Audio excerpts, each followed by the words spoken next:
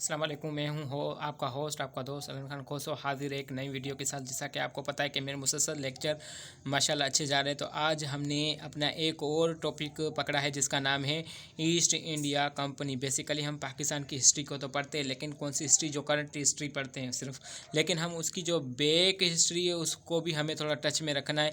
अगर हम वो हिस्ट्री नहीं पढ़ते तो समझो हमारा जो नॉलेज का जो वे है वो बिल्कुल अधूरा है। तो हम चलिए सबसे पहले पाक इंडो हिस्ट्री में से मैंने एक टॉपिक उठाया जिसको कहते हैं ईस्ट इंडिया कंपनी। आज हम ईस्ट इंडिया कंपनी के बारे में पढ़ेंगे, उसके मेन पर्पस क्या थे, उसके अंदर कौन कौन सी चीज़ें आई है, क्यों लगाई गई थी, क्यों अंग्रेज़ों ने हिंदुस्तान के ऊपर कब्जा किया, आखिर वो क्या किस घर से या इंडिया आए थे। तो चलिए सबसे पहले इसकी फाउंडेशन की बात कर लूँ। ईस्ट इंडिया कंपनी का जो फाउंडेशन यानी उसकी जो बुनियाद रखी गई थी वो 31 दिसंबर 1600 के अंदर रखी गई थी। कब?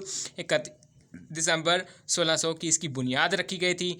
इसके जो पर्पस थे, यानी इनका जो पर्पस था भाई, ये पर्पस था कि इंडिया के अंदर जितने भी बड़े बड़े छोटे बड़े इलाके हैं उसमें जाके ट्रेड किया जाए, उसके अंदर जाके मार्केटिंग की जाए, उसके अंदर जो है अपना इकोनॉमी को बढ़ाया जाए। तो इसका मेन पर्पस यही था। अच्छा, उसके बाद एक और भी पर्पस है जिसको हम 3G कहते हैं। अंग्रेज़ जो गोरे थे वो इंडिया के अंदर इसी चीज़ के लिए अंग्रेज़ इंडिया के अंदर आए थे। ईस्ट इंडिया कंपनी बनाकर वो इस पर्पज़ को लेकर आया। तो वो पर्पज़ क्या थे? Glory, gold and gold. ये मैं तीनों आपको अभी आगे जाके नीचे बताऊंगा कि ग्लोरी क्या है, गोल्ड क्या है, गोल्ड क्या है। तो हुआ यूं कि उस वक्त 3 रेसेस लगी हुई थी। एक रेस यूरोप की जो यानी 3 रेसेस लगी हुई थी, उसमें से एक यूरोप की जो रेस की बात करूं वो था फ्रांस, हॉलैंड, यूके। ये जो बड़ी रियासतें थी, इनका जो मकसद था, इनको बताया गया था यूरोप के अंदर कि भाई तुम जाओ ईस्ट इंडिया कंपनी के अंदर, यानी इंडिया के अंदर जाओ, वहाँ पर बहुत बड़ा इलाका है, इंडिया एक बहुत बड़ा कॉन्टिनेंट है, वहाँ जाओ, वहाँ तुम लोग फ्री ट्रेड करो, अपनी इकोनॉमिक को बढ़ाओ और वहाँ पर तुम लोगों की अच्छी मार्केटिंग होगी। ये मतलब ये इस घर से ये तीनों जो फ्रांस, हॉलैंड, यूके, ये वहाँ इंडिया पे गए थे। चलिए अब हम इसकी जो 3G मैंने ऊपर पर्पस जो बताया था, यानी इसका मेन पर्पस यही था 3G पर्पस। 3G पर्पस में G1 में क्या था? ग्लोरी। ग्लोरी का मतलब ये था कि स्पेंड टू प्रोमोट ट्रेड, यानी स्टेट जितनी भी इंडियन स्टेट है उसके अंदर जाकर छोटे बड़े जितने भी उसके अंदर जो शहर है अपना जितने भी मतलब सिटीज़ है उनके अंदर जाकर वो प्रोमोट करें ट्रेड को, यानी वहाँ से रॉ मटेरियल ख़रीदें कम प्राइस में और फिर वहाँ से उसको लेकर दूसरे ममालिक में बेचें, एक हाई प्राइस के अंदर आप बेचें और उसमें से आप लोगों को फ़ायदा होगा। ये एक तो ये इनका पर्पज़ था ग्लोरी, यानी वो इंडिया की छोटी बड़ी रियासतों के अंदर आकर वहाँ पर अपना कारोबार यानी ट्रेड को प्रोमोट करे। तीसरा जो था गोल्ड। अब ये तो सबको पता है कि इंडिया जो था उस वक्त एक सोने की चिड़िया कहा जाता था, गोल्ड स्पैरो इंडिया, यानी एक सोने की चिड़िया कहा जाता था। वो इस वजह से कि क्योंकि इंडिया के अंदर प्योर खालिश सोना हुआ करता था लोगों के पास। और इसकी अगर 70% एग्रीकल्चर की बात करूँ तो 70% एग्रीकल्चर लैंड थी, यानी 70% एग्रीकल्चर वहाँ पर पाया जाता था। उस वक्त ये कहते हैं कि दुनिया के अंदर सबसे ज़्यादा GDP पैदा करने वाला जो कॉन्टिनेंट था वो इंडिया था, यानी पूरे बड़े सगीर के अंदर देखा जाए तो इंडिया से 33.34% DGP यानी जो GDP होती थी, ग्रास डोमेस्टिक प्रोडक्ट जो था वो वहाँ पे प्रोड्यूस हुआ करता था। इस वजह से अंग्रेज़ों ने सोचा कि भाई एक तो इंडिया जो है वो सोने की चिड़िया है, दूसरा जो है अपना 70% हर चीज़ यहाँ पर गन्ने की फसल भी इंडिया में हो सकती है, जो काटन की फसल भी इधर होती है, टी प्लांट होती है, गन्ने की फसल, राइस वगैरह जितनी भी सारी यानी एग्रीकल्चर रिलेटेड जितनी भी चीज़ें वो सारी की सारी इंडिया के अंदर मौजूद है। हमें पहले क्या हुआ करते थे कि अंग्रेज़ जो थे उनको गन्ना अगर खरीदना है तो वो फिलिपाइन की तरफ जाते थे, अगर उनको शुगर कैन खरीदना वो कहाँ जाते थे? फिलिपाइन की तरफ।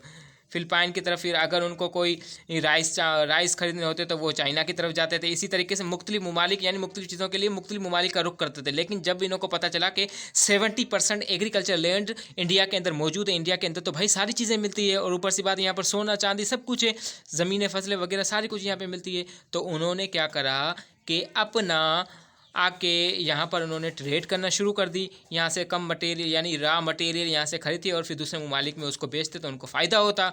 इसी तरीके से तीसरा इनका जो जी था वो ये था क्रिश्चियन स्प्रेडिंग, यानी ईसाईयत को उन छोटी बड़ी रियासतों के अंदर फैलाना।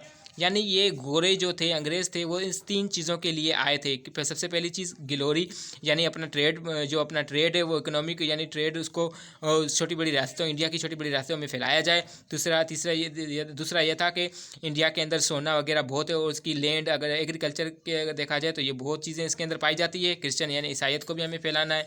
तो अब उन्होंने क्या करा, तो यहाँ पर एक first person sir Thomas Roe comes in 1600 ईस्वी के अंदर एक थॉमस राय नाम का शख्स आया था इंडिया, यानी इंडिया ईस्ट इंडियन कंपनी का जो ऐसे कह लें कि चेयरमैन जो है, यानी उसका जो प्रेसिडेंट या उसका जो समझे लीडर था वो आया था। उसने जहांगीर से, उस वक्त इंडिया के अंदर जहांगीर की हुकूमत हुआ करती थी, तो उसने जहांगीर से परमिशन ली कि भाई हम यहाँ पर टैक्स यानी जो है ट्रेड करना चाहते हैं और इससे आपको भी फ़ायदा होगा, हमें फ़ायदा होगा। तो जहांगीर ने उनको इजाज़त दे दी।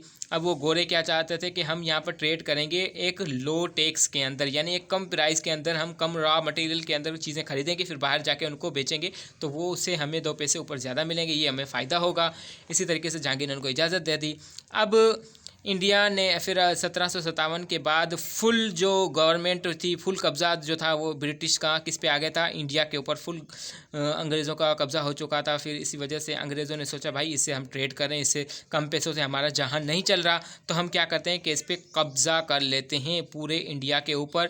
इससे ये होगा कि हमारे पास पैसे भी आएंगे, सोना, हर चीज़, यानी जो भी चीज़ थी उनको पता था कि यहाँ के हुक्मरान जो है वो गफलत की नींदों में सोए हुए हैं, अयाशियों में मुब्तला है, तो बेवकूफ़ जो उनके लीडरान मेंबर हुकूमत कर रहे हैं, तो उन्होंने क्या करा, उनको सज़ाएं देना शुरू कर दी, उन पर कब्ज़ा कर लिया। और फिर उसके बाद एक वार ऑफ इंडिपेंडेंस लगती है, वो भी इंशाल्लाह हम आगे जाके मैं आपको मज़ीद बताऊंगा। तो ईस्ट इंडिया कंपनी बनाने का मकसद ये था कि अंग्रेज़ इन 3G को मद्देनज़र रखते हुए इंडिया के अंदर आए थे। सबसे पहला गिलोरी, गोल्ड, यानी वो अपनी ट्रेड को छोटी बड़ी इंडिया की रियासतों में फैलाए, और गोल्ड यानी सोना, उस वक्त सोना जो प्योर सोना और खाली सोना कहा जाए तो इंडिया के अंदर ज़्यादा तादाद में मौजूद था, और एग्रीकल्चर भी 70% एग्रीकल्चर जो थी वो इंडिया के अंदर मौजूद थी। और तीसरी ये थी कि भाई यहाँ पर आकर वो अपनी ईसाईयत मज़हब को फैलाना शुरू कर दे। तो ये इसका पर्पज़ था।